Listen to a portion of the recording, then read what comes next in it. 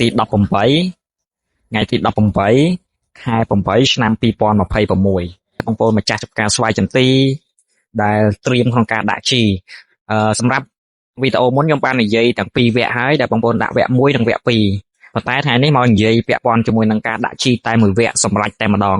អញ្ចឹងបងប្អូនត្រូវដាក់វាឲ្យគ្រប់គ្រាន់បាទឲ្យគ្រប់គ្រាន់ទាំងជីធម្មជាតិបូកជាមួយនឹងគីមី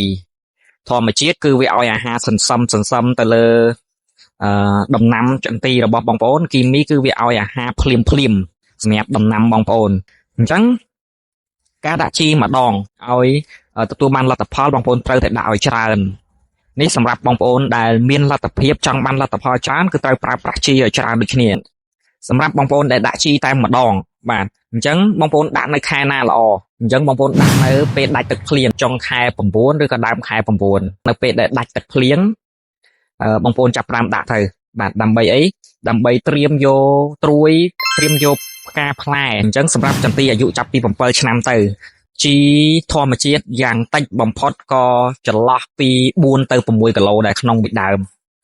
ហើយបូកជាមួយនឹងគីមីបាទគីមីមានលេខអីខ្លះដូចជា15 15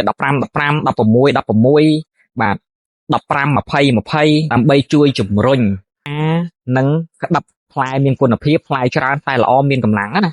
អញ្ចឹងបងប្អូនដាក់បែបហ្នឹងមកគីមីបងប្អូនដាក់ចន្លោះពីប៉ុន្មានចន្លោះពី2គីឡូដាក់បើដាក់បានដល់2គីឡូល្អបំផុតអញ្ចឹងបងប្អូនដាក់ប៉ុណ្ណឹងទិន្នផលដែលទទួលបានក្នុង1ហិកតា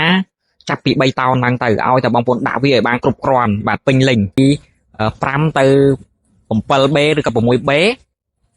បងប្អូនអាចដាក់ 2B ទៅបានហើយកាលីណា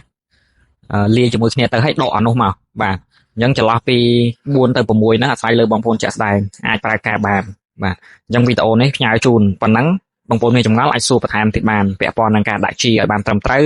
ហើយទទួលបានទិន្នផលมันអាចមើលរំលងហើយបងប្អូនដាក់ជីហើយក៏មិនអាចរំលងតាក់ទងនឹងការបាញ់នៅខាងលើដែរអាហ្នឹងគឺសំខាន់ដូចគ្នាគឺយើងឲ្យអាហារភ្លាមទៅលើចន្ទីរបស់បងប្អូនអញ្ចឹងយើងត្រូវដាក់ទាំងក្រោម